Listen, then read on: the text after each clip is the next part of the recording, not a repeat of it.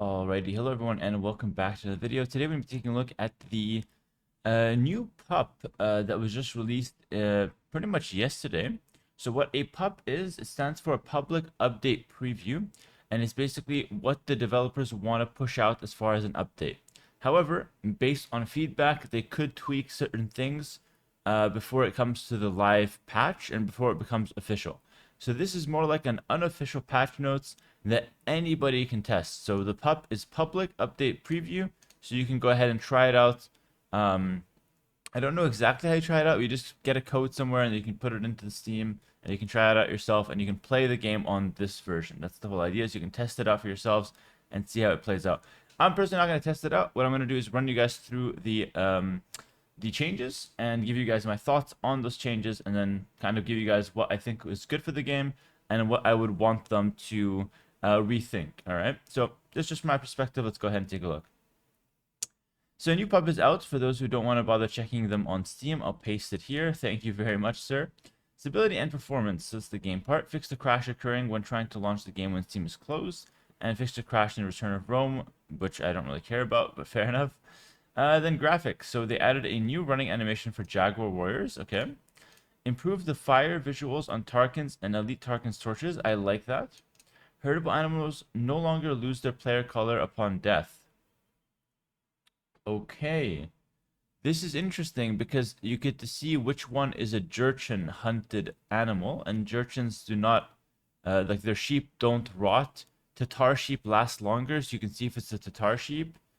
This is interesting. It's not too bad. Okay. Added a chance for Hunnic Horse to use different horse graphics instead of always using Horse A graphics. Okay, I have no idea what that means. Terrain cracks graphics. Eye candy object can no longer appear above unit graphics. Oh, thank God. Yeah, okay. This is like when there's like something in the middle of Arabia, and you put a unit behind it, and you can't see the unit. I think this is what that fixes. And then updated the texture of ice, navigable terrain. Okay. Fences on pastures no longer receive outlines when they're behind other buildings. Okay. Sheep graphics can no longer turn invisible in Return of Rome, and snow graphics are now correctly displayed on buildings placed on snowy terrain. Fair enough. All right, so there's a few more. We'll go through them to be honest. There are balance changes. Yeah, there are gameplay changes. There's a lot here to be honest. I don't know if I want to go through everything. We can take a look at it. We'll go through it fast. So audio, reduce the volume and frequency of the Three Kingdoms hero unit selection and command sounds. Adjusted the variation, frequency, and volume of chicken sounds. Thank God, those things are way too loud.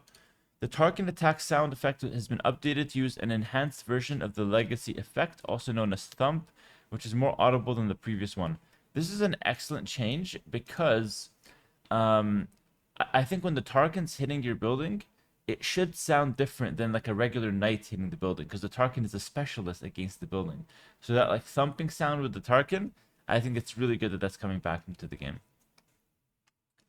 Added a sound alert when queuing and training units with fewer than 5 remaining population. That could get annoying, actually. Wait. So that kind of reminds you to get housed. Okay, to not get housed. That's good, but that could be annoying in late game when you're at like 200 pop and you're at like 195 and you keep like depending on what the sound alert is, it could be very annoying. But it's an interesting idea. It's gonna prevent people from getting housed. What do you guys think about this one in the comments? Let me know. This sound can be disabled in game options. Never mind. Don't let me know. I don't care. I will probably disable it. Okay, that's good. That's good. So this fixes everything because as long as you can disable it, I couldn't care less what it is. So if you like it, use it. If not, disable it.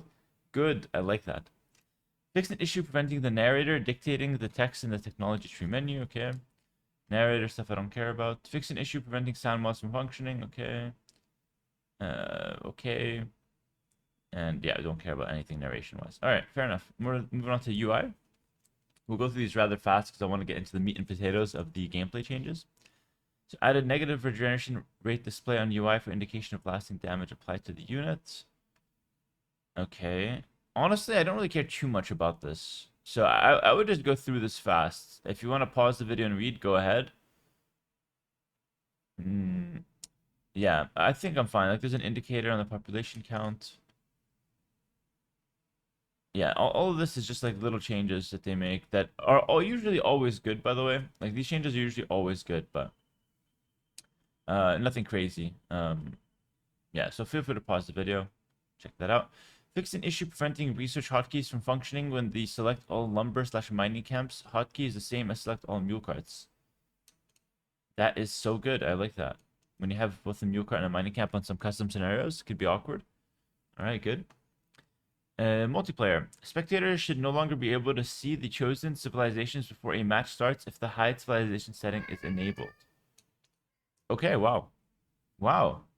Okay, interesting. And then added a game option to hide full lobbies from the lobby browser. Okay, fair enough. I don't know if I like that, though, because then you just see a lot less lobbies, and sometimes people leave and join, even if it's at 8 out of 8. Fair enough. Okay, gameplay, finally. So, general, improve the assisted farm placement behavior to allow placing farms without delay in multiplayer games. This is insane. Okay, so let me explain this real quick. When you use auto farm, which I hope everyone knows what that is, if not, you basically just hold shift when you're making a farm. You spam the make farm button, so your mouse, you spam this on a TC while holding down shift and the farm, and it places a bunch of farms perfectly around your town center. This is what's known as auto farm. The problem with auto farm was that if you played online and it's me versus a Chinese player, I'm in Argentina right now, the ping would be so high, something like 200 ping, that would only drop one farm every 0.2 seconds, which sounds fast, but that's 5 farms a second, and that's real seconds, not in-game seconds. So what you're stuck with is like, I'm placing like 4 farms every in-game second, or maybe even 3 farms. And if my opponent is playing on less ping than I am, or whatever, or like if I'm playing another game versus like a South American player again, and I have better ping, then I place them faster. So it didn't make sense that sometimes you can place them faster and sometimes it takes delay. So if it's always the same speed, that is insane, in my opinion. I doubt that this will work correctly, but I really hope it does. So let me know in the comments if this does work and what your thoughts about it are. Assisted farm placement properly functions when hovering over all food drop buildings, including pastures and farms themselves. Wow. Okay, so you can place farms even around like other farms. Because if you're a Khmer, you don't have a mill, you can just place them over other farms. Interesting. Building foundation graphics are now semi-transparent until construction commences. Okay. I don't know what that refers to. I guess it just makes them, yeah, okay, I guess it just makes them, like, not look as built until you start clicking and hitting it. Buildings under construction are not able to place gather point. That's good. I like that. Very convenient, actually. Huntable animals now evacuate quicker from building foundations, which construction is about to start. So, like, if you're luring a boar and you pull him back and you make a house on the boar, he runs away faster. Okay, interesting. Fixes. Moving kings no longer stop shortly after getting attacked. No, that was so good. Why? That was so good. That's what led to people losing their kings. That was good. That was a good mechanic. I think we should keep that one. Fix an issue where the attack increase from power up for units and ranged attack had no actual effect. Okay. Town centers and gates no longer receive incorrectly multiplied fire damage from attacks of units affected by red cliff tactics technology. Okay. Units tasked to garrison into a building will no longer be immune to ballistics if the building is on elevation and they are not moving in a formation. All right. Pastures placed on amphibious terrain now change the terrain to amphibious. Okay. Allow town center foundations to set the gather point before the construction is complete. Okay. Like the military production buildings. Units at the front of a selected group will now move directly to a target location instead of regrouping. Thank God. This is a pathing change. Anyone who's played the game remotely competitively in the last 3 months has noticed just how absolutely painful this has been. If this is actually true, which at this point I don't really believe anything I read on these patches until I see it firsthand, but if this is actually true, this is an insane step forward for better pathing. So I'm really happy about that. Fix an issue where villagers would struggle to follow garrison commands when resources or a narrow space was in the way. Thank God. Fix an issue where villagers would easily get pushed into the opposite direction by colliding herdables. Thank God. This is all great. This single-handedly just destroyed my Dark Ages. Siege units will now successfully move through narrow gaps, even when issuing the move command numerous times. Thank God. All fantastic, by the way. Fix an edge case where units in formation could occasionally move over obstructions such as trees. Okay. Fix an issue where units would ignore shift-click commands if too many were queued at once. Fix an issue preventing shift-queued gather points from working when placed on the minimap while holding the shift queue. Good. Stuck villagers or trader carts should always show up as idle now. Good. Microsoft, good. Fix an issue where fire lancers on stand ground would stop when getting close to an enemy building. Good. Improve villager behavior to unstuck themselves when working close together. I don't buy it, but good. Fix an issue where villagers were unable to steal other players' farms. Great. That was hella annoying, but I'm trying to steal some farms. Fix an issue that had the cheat Polo reveal map terrain and grid that should be done by the cheat Marco. Who's cheating, guys? Who's cheating? Anyone's cheating? Fix an issue preventing the small trees option to work correctly with the enhanced graphics pack. Fix an issue that prevented kings from automatically running away when attacked. No, they're changing the king movement. I don't like that. Alright. Fix the bug that prevented villagers from being ungarrisoned with the corresponding hotkey. Okay. Oh yeah, that's really good actually. Prevented each faction from having more than 2 villagers working on it. Good. Prevented rocket carts from destroyed rocket carts from dealing reduced damage. Oh, prevented rocket fired from destroyed rocket carts from dealing reduced damage. Okay. That was a tongue twister right there. Catan's mounted trebuchet now properly received team bonuses affecting camels. I have never properly used this in my life. Is this shit good, by the way? Should I make a video with the Catan's mounted trebuchet? I don't even know what this shit does. I never even played against it either, like properly. Prevented players from using cheats to spawn packed town centers and Kong Ming's lanterns in ranked matches. What? Who the hell is spamming Kong Ming's lanterns in ranked matches? It's crazy. Alright. Fix an issue where converted mule carts from non-Armenian / Georgians players could not research technologies. Good. Alright, good. Campaign. I think we're going to skip the campaign. We're going to go to the balance changes, alright? This is the meat and potatoes. Alright, let's take a look. Alright. So, general. Town center arrows projectile speed increased from 7 to 8. Ooh, fixing the town centers. Yeah, and town center arrow projectile increased from 0.1 to 0.15. This is good. This is good. It looks like it's not enough changes to make it like the TC will become broken, but the TC should be able to hit something now, which is good. I hope this actually fixes the problem of pro players running scouts under the TC and stealing sheep or running past the TC no problem. I hope players get punished from running under the town center. Like, town center should be a strong defensive unit building. All right, it shouldn't be like just like the laughing stock of the town, you know? Like it has been for the past few years. Fortified gate pierce armor increased from 6 to 7. I don't like that change because I like that cav archers did 2 damage to the fortified gate. Now they'll do only 1 damage in castle edge. So you just made the gate stronger against CA. Fair enough. I don't like it, but fair enough. Cap-ram melee armor increased from -3 to -2. This is fantastic. And siege ram melee armor increased from -3 to -1. This is so good.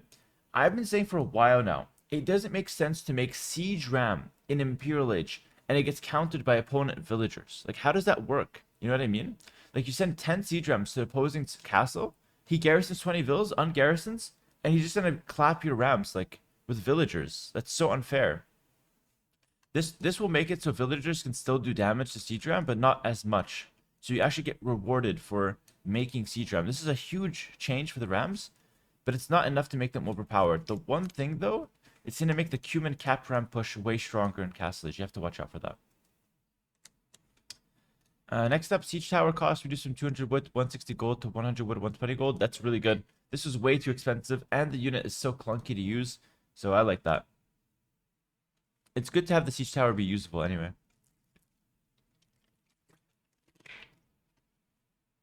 Treadmill crane. Cost changed from 300 food at 200 wood to 200 wood and 50 stone. I like that. I like that University Technologies cost stone. And this one just makes you build faster. Treadmill crane research time reduced from 50 to 20 seconds. That's good. I always felt like it took too long. And that's it. Good changes. Traction trebuchet conversion resistance increased from 0 to 3, making them harder to convert. I like that. Probably good. Heavy rocket car upgrade cost reduced from 800 wood 750 gold to 800 wood 600 gold. I heavily disagree with this, okay? In my opinion, the heavy rocket car is an insane unit. And putting it like a cheaper upgrade, that's just going to make it like a no-brainer to go into, I feel. Yeah, I think the original price was better. I wonder why they're doing this, actually. Yeah, let me know your thoughts about this one in the comments, boys. I think it was fine as it was, personally. Skirmisher train time increased from 22 seconds to 26 seconds. Okay, this should hopefully address, and Elite Unchanged, the pro player skirm meta. So for those who are unaware, in pro play, skirmishers have been the most effective unit. You'd think that men-at-arms got buffed, so skirmishers got worse, but no. People were just going raw skirmisher opening versus men-at-arms. They get fletching, so they start doing 2 damage a piece against the men-at-arm until the men-at-arm player gets, the first armor upgrade. And even if he does, if you get to 25 skirmishers in Feudal Age, you 2-shot a men-at-arm. You also 2-shot a scout. And if the guy goes like men-at-arm to archers, you just destroy the archers anyway. Skirmishers were getting massed too quickly. And so you just be getting like, 10, 12 skirms when your opponent has like 6, 7 archers. It's not really a fair comparison. So this 4-second delay would just make it so skirmishers are harder to mass. It's not going to change anything at lower levels at all. It's just going to affect intermediate and advanced gameplay pretty much. And especially the pro gameplay, because skirmishers were like way too strong. But they're not strong because the unit's not strong. It's just that in Feudal Age, you get too many of them. Like, Skirmisher is not a problem in Castle Age, which is why Elite is unchanged.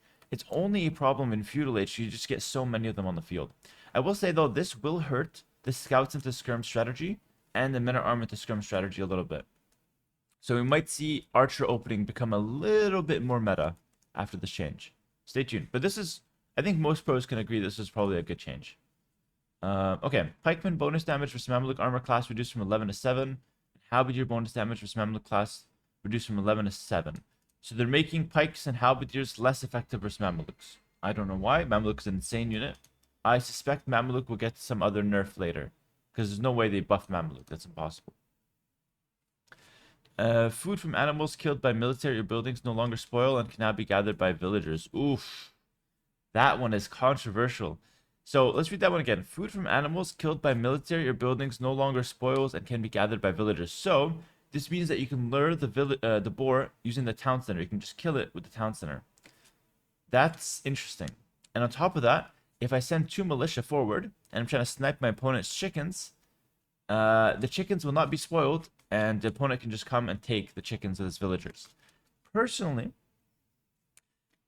I disagree with this change. I think that both changes, the killed from buildings and killed from military, are bad changes to make. And I'll tell you why. I think if you kill the boar with your town center, you should be punished. And you should not have the boar. Also, castles and towers being able to kill like deer, boars, and stuff. I think that's good. Same with chickens. I think that's good. Just to clear them out of the way in like late game. I think that like needs to stay, to be honest. And then killed from military units. So like in general, Age of Empires 2 is I think it leans towards like a defensive game. So if you nerf aggression by making it so like early game men-at-arms or early game militia can't snipe the chickens or can't hit the deer or even can't kill the boar, I feel like what you're doing is just taking away options from the attacking player and you're removing strategies that are viable. And I personally think that we should keep strategies as viable as possible, especially the offensive ones, because as it stands, Age of Empires 2 leans towards being a defensive game. Not by much, but it does lean towards being a defensive game. So I feel like this is just removing options from players. And consider this. If this change gets into the game, Jurgens cannot lame any animal. Because the Jurchen bonus states that any animal killed by Jurgens does not decay, right? Does not rot.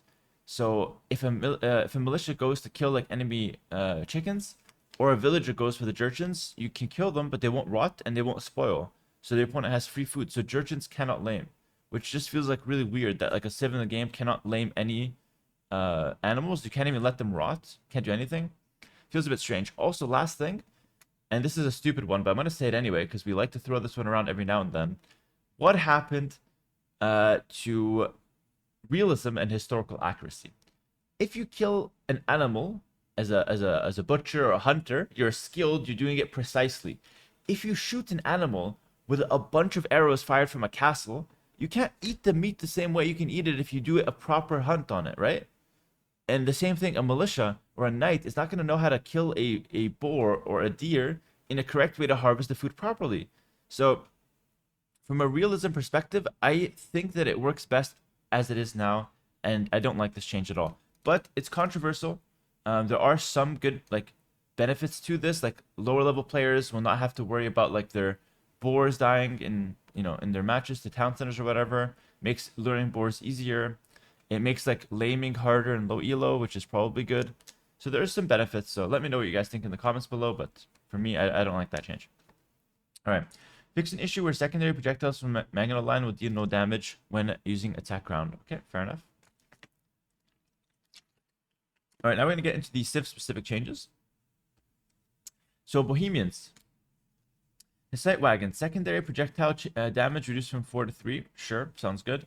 Bulgarians. Krepos. Can now research Elite Conic upgrade. Oof, I like it.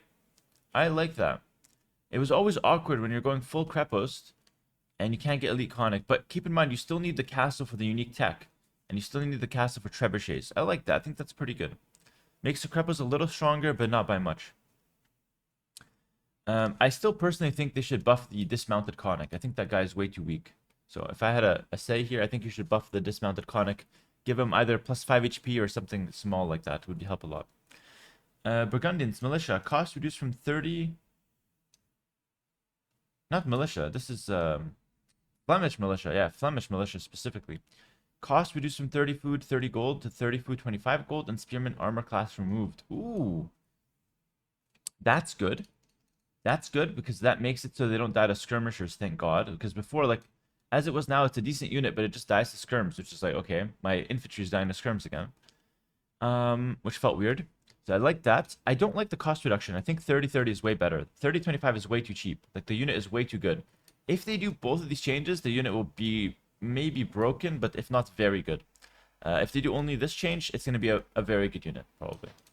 But yeah, this could actually make it broken, because 25 gold means you can make 2 of it without having to take gold, which is really strong, by the way. So it's like attacking your opponent. You can like scout rush, or you can go skirms and then make 2 of them without taking a single bit of gold, which is kind of OP in my opinion. So I don't want to see this change. I want to see remove this and just keep this as the change, and then we'll go from there. I don't like double buffing units. Celt Sphera Celtica, effective additional HP now applies to trebuchets. That's a good change. I don't know why this didn't happen from the start of the game, but that's a good change. And then Frank's Bearded Axe. Effects of additional range for throwing axemen increased from +1 to +2. And Elite Throwing Axemen. And affects Elite Throwing Axemen as well. Wow, very good. I love that. That's fantastic. Train time reduced from 17 seconds to 13 seconds. Good. And upgrade cost reduced from 1,000 food, 750 gold to 850 food, 550 gold. Great. Pristine. Throwing Axeman was being overshadowed by the hand cannoneer and was borderline useless in like 99% of cases. This is going to bring the Throwing Axeman back to being a really good unit again. The +2 range is huge off Bearded Axe, but it makes so much sense. Like, +1 was so little. I think it's now going to be like 5 +2, so it's going to be 7 range, equal to hand cannoneer. Throwing Axeman will be amazing versus Halb Skirm combos. It's going to be amazing versus Halb Skirm combo. This is huge for the Franks. Huge. In late game, when you can't go hand cannoneer because your opponent's on Halb Skirm, just go Throwing Axeman. That's insane. Yeah, Frank's got a huge buff. This is amazing, but it's a fair one too. I like this a lot. I can't wait to try that. Goths, Hunters +5 attack versus Wild Boar Civilization bonus removed. Good. Like, what the hell is that bonus even? I hate it. That's just good to take away. Food from starting. Forge Burst Civilization bonus increased from 125 to 175. Trying to buff the Gajaras. Fair enough. Okay. Yeah, that's pretty good. I think it's going to be a bit annoying, though, because usually when I play Gajara, I'm trying to get rid of the forge bushes as fast as possible so I can, like, get them out of my face, to be honest. But I guess it's, like, overall good. You get, like, 100 extra food from them. Camel Scout, base train time reduced from 48 seconds to 22 seconds? Holy, so you can just go Camel Scout Rush now. Before it was, like, impossible because it takes forever to make, but now you can actually make them. Also, on the way up to Castle Age, you can spam Camel Scouts, which is huge. So with Gajaras, you can stay one stable now. You can stay one stable, and you can go, like, on the way up, you make, like, 4, 5, even, like, 10 camels on the way up to Castle Age. Wow, that's insane. That's a huge, huge change, by the way. That's gonna really buff Kajaras, especially when playing camels. And they buff it a double buff again. Attack when reaching feudal age increased from 4 to 5. What? That's insane. Camel scouts would be broken. Like actually insane. I don't know. This is crazy to me. Like, okay, the starting scout is already insane. It has like 70 HP. It has 70 HP base. If you get Bloodlines, it goes to 90 HP. With 5 attack. No, no, this will be this will be really strong. I can't wait to try that. I think this might be really strong though. But holy, that's insane to me. That is insane. Okay, fair enough. Hindustani Shatagni cost increase from 500 food, 300 gold. This is amazing to 500 food, 650 gold. This tech gives +2 range to hand cannoneer, one of the best techs in the game, one of the best units in the game. 100% it should be more expensive. This is a much fairer price for this tech than this one. I like that. Increase the gold cost by 350. Remember, Elite Ballista Elephant and the regular Ballista Elephant. Heavy Siege Armor reduced from 20 to 10, and Elite HP reduced from 290 to 210 to 280. I don't know what this means, to be honest, but it looks like a small nerf to Ballista Elephant. I think that's good. I think Ballista Elephant's a bit too strong, so I'm happy to see that nerf. I think I would prefer the HP reduced to be a bit more, though. I'm thinking, like, probably 260 is a bit better than 280 even. But we'll see. Because they're a bit too strong in, like, team games. And, like, if you don't have, like, direct counters to Ballista Elephant, like Siege Onager or Monk, if your Civ doesn't have good SO or good Monk, you basically just can't kill this unit, which is, like, it feels weird to me. But anyway. Korean Turtle Ship. It got changed. I don't care about this because I don't even know what these numbers mean, but we can pause and read if you want. Magyars, Elite, Magyar Hussar, HP increased from 75 to 80, and Elite from 85 to 90. So plus 5 HP on the base and Elite version. Attack increased from 9 to 10, 10 to 11. Train time reduced from 14 seconds to 12 seconds. Ah, the famous triple buff to make the unit go from useless to absolutely overpowered. Triple buffing is crazy, guys. Just pick 2 of these. They're good, but pick 2, not 3. Because, like, people think that, okay, it's just 2 seconds, it doesn't matter. But, like, 2 seconds faster times 10, that's 20 seconds faster to get 10 of these out. And it's 10 seconds faster to get 5 of them out. So it's like, that does actually matter because it means that, like, your opponent gets forward castle on you, on Arena, for example, or something like that, and you're just spamming Magyar Hussar, which are going to be really strong. Like, 10 attack is really good. I personally think it should stay at 9 attack. I like this, the extra HP, and I like the train time reduced. I don't like the extra attack, because it felt like with Magyars, having 9 plus 2, 11 attack, made it so you can perfectly 4-shot a Vil. That felt fair. But giving it the same attack as a Knight, when it's supposed to be a Hussar unit, that feels a little strange to me. And I feel like Elite has 11, but Base has 10. Like, the base one is like a Knight, and the Elite one is back to being like a Hussar. It's like a Cavalier, maybe. I don't know. I think remove the attack upgrade and just give them these 2 would be better. But overall, I like that this unit's getting buffed, because as it was getting outperformed by the regular Hussar. This unit will become much, much better than regular Hussar after these changes. And it's going to be viable to go into it early as well. Persians, Savar, upgrade cost increased from 1,000 food, 600 gold, to 1,200 food, 600 gold. The Savar will still be insane, but I like this. It's a small nerf to Savar. Let's be honest, Persians were overperforming in all team games. Anyone who's ever played any kind of team game knows how strong Persians were in Pocket, so good change. They're still going to be strong, by the way. It's not going to change much, but, like, it's at least a little healthier. Poles full work instant food collection from nearby farms increased from 8% to 10% like it was upon release. I'm going to say something a bit interesting here. I think this could make Poles really insane again. Poles got a sleeper buff before that made their scout technologies come in faster. Now they're getting this buff again. Personally, I think we're making Poles better in what they were already good at. Like, they're really good at what they're good at now. But you're not fixing their weaknesses of, like, having a weird early game or a rough early game. So what's going to happen now is actually Poles will jump from somewhere like D tier to, like, A tier from this change. And I know it sounds like I'm exaggerating, but that's a 20% increase in the amount of food you get when you put a farm down. That is a huge buff, guys. That is a huge buff. So from 8 to 10 is a 20% increase in how good this effect is. I think polls literally jump from D tier to like A tier. But you just have to... It's still hard to play, though, because it's still hard to survive. But once you get going, you're going to be insane. Portuguese organ gun, maximum range reduced from 7 to 6. Elite unchanged. Okay. I don't like this change. I think that 6 range is too little for an organ gun. I think it's going to be way too weak. I think if they do that, they have to buff its damage or its HP or something, because I think it's going to be a bit too weak. Now, mangonels will destroy this unit completely. I think if they do this change, organ gun will be completely useless. If that's their goal, then go ahead. Then you succeeded. But if that's not their goal, I think they should rethink that a little. Roman Scorpion cost less gold civilization bonus reduced from 60% to 50%. I like that. Yeah, like half off the gold is better than 60%. I think it was a bit too much, so I like that. A little nerf to Romans. They are overperforming in low elo. I made a video about that as well on YouTube about how Romans are like destroying low elo. And it was true, so I'm happy about that. But yeah, this will keep them in check a little bit. Not much, though. They're still going to be really good. Saracens, Elite Mameluke. Yeah, base HP reduced from 90 to 80. What did I told you guys, there's going to be some nerf to the Mameluke. There had to be.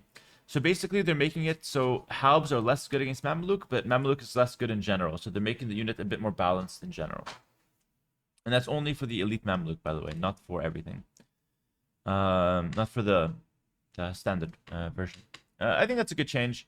I personally would like to see them keep the same HP, change the Halb with your changes you did earlier, let Halb be good against it, but just give Skirmishers +1 or +2 damage against Mameluke, so that every Civ has somewhat of a counter. Because even if you take away 10 HP, I think most Civs just still don't have a counter to Elite Mameluke. Alright, the Shoe. Why do we see it twice? What the hell? The shoe. Lumberjack generate food in addition to wood. Collection reduced from 10% to 9%. Wow, that's a huge change. I feel like you're not even going to notice that. Still going to be a decent bonus. War Chariot cost increased from 50 food, 90 gold to 65 food, 90 gold. This is trying to target the War Chariot rush on the rank ladder. I already think that rush is horrible, to be honest, as far as an FC rush. But it has a 62% win rate. At 1900 plus elo even. And I think even more at low elo, so... It's lower elo. So, yeah, I don't know. I think this is like probably a good change. I don't know if it's going to be enough, but it's probably a good change. I don't know. I thought that rush was horrible anyway. It's really easy to stop if you just knew what to do. Sicilian soldiers receive less bonus damage. Civilization bonus increased from 33% to 40%. That is a good change. A little buff to Sicilians. I like that. That's fair. It used to be at 50%, felt unfair. 33% felt a bit too much, too little. And 40% might be the sweet spot. Elite Sergeant cost reduced from 60 food, 25 gold to 55 food, 25 gold. So a little bit less on the food cost for the Sergeants. Okay. And Donjon can now research Elite Sergeant upgrade. I like that. And the Donjon can now research Pikeman and Halb upgrade. I like that. W Sicilian Changes. They got a few buffs there. I like that. All relatively small, but they're going to add up. I think Sicilians become a little bit better. Probably still hard to play, but I like that. It's good. Spanish, Elite Conquistador. Cost changed from 60 food, 70 gold to 70 food, 60 gold. This is good. They switched it around. You know why they did this? They did this to nerf the fast castle conquistador rushes. So Microsoft is really trying to target the fast castle cheese rushes. They deem those unhealthy for the game, from what I can see from the changes. So all this makes it so, basically for those who don't know, food is harder to get early game than gold because you need to make farms, whereas gold you just take gold. So early game food is more valuable and the gold is more valuable late game. So this change makes it so Conquistador is harder to get early, but easier to get late. Huge change. That's amazing. I love that change. That's good in both departments. It's a very smart change as well. Wait. Why are we saying these new ones twice? That's so weird. Okay. Receive 1 free villager for each mill, lumber, and mining camp technology change to receive 1 free villager when researching any economic technology. Wow, that's insane. That's crazy. We just gave them an extra 2 vills from wheelbarrow handcart. And on water maps, gill nuts gives them an extra vill. And depending on the definition of the economic technology, it could apply to caravan from the market as well. I don't know if that's coined as an economic technology though. Maybe even guilds. Guilds could be considered an economic technology. I'm not sure if we get that though. But wow, okay, that's huge. So at minimum, they get an extra 2 vills. So they go from being able to make 8. Because, oh no, they already had the gold shaft mining. So they're already able to make 8. Now with Wheelbarrow Handcart, they can get 10 free villagers. Wow, 10 free villagers by just getting eco upgrades. That's insane. Wave will become an absolutely crack. This might become the best in the game because they already have Zambi Riders that are really good now. Tiger Calf that are fantastic. A hero that's actually pretty good. And now this. I got you, Way. Take my money, Microsoft. Let me buy the DLC again. Woo woo. Military production buildings and docks provide food when constructed. Civilization bonus reduced from 65 food to 55 food. Good. 65 was a bit too much. That's good. Giant Swordsman, melee armor reduced from 3 to 2. Good. And shock infantry armor reduced from 1 to 0. Basically, what this means is that militia will do the same amount of damage against Giant Swordsman. Oh no. Oh no. No, militia will deal an extra 2 damage. Militia deal an extra 2 damage because 1 from this and 1 from this. So all melee units deal 1 extra damage to Giant Swordsman. But but militia will deal 1 extra damage on top of that. So like anything that has a bonus damage against shock infantry. So militia, what else? I think there's other units, but I can't think of it. That's pretty good. So they nerfed the Giant Swordsman, but they still kept it the same strength as far as pierce arrows go. I think that's good. I think that's probably a good change. It's still gonna be a really strong unit, but not gonna be as hard to stop with like stuff like camel or stuff like knights and stuff like that. Good. Wild animals. Wild chicken. HP changed from 5 to 3. Okay, wow. We had to nerf the chickens. Crocodile receives +5 charge attack with 30-second recharge. What the hell? How are we buffing the crocodile? It has a charge attack? Running speed changed from 1.0 to 0.8. Snow leopard and jaguar. Running speed changed. These are faster. We're buffing wolves. They're making them different. So the crocodile's got a charge attack. The snow leopard and jaguar run faster. Dire wolf has 50 HP. Attacks 4 attack. When do we see a dire wolf? Because there's a rabid wolf. I hope we never see this guy. This guy's insane. You need siege to kill this guy. Rabid wolf. I think that's the normal wolf. No, it's not. HP changed from 30 to 20, but it didn't have 30 HP. It had 25 HP. Attack changed from 5 to 3. Oh no, this is something else. The rabid wolf is something else. Okay. Deals lasting damage to targets. Minus 15 HP per minute for 20 seconds. It does burn damage. And receives black glow particle for visual distinction. Okay. My goodness. I think the gray wolf is the normal one. Yeah, the gray wolf remains unchanged. That's what we see in regular rank games. Okay. Komodo dragon deals lasting damage to its targets. Minus 6 HP per minute. Running speed has been reduced. Okay. Brown bear HP change from 25 to 30. Polar bear HP change from 25 to 30. Attack change from 3 to 4. My goodness. I can't believe we just buffed wolves. That's insane. That's crazy to me. This is the Chronicles. I couldn't care less. Map balance. Sure. Yeah, it's fine. AI modding, scenario editor data, and that's it. Wow. Known issues. Units firing multiple projectiles will occasionally not fire all the projectiles in some circumstances. This behavior should be improved compared to the previous patch, but still fail under specific conditions. Wow. Okay. That was a crazy patch. Almost a 40-minute video, guys. Remember, this is not official as far as the changes go. This is just a test run. When they become official, I will let you guys know with a follow-up video to let you guys know what became official and what isn't. But for now, these patch notes are insane. Overall, good changes. I liked like 90 to 95% of them.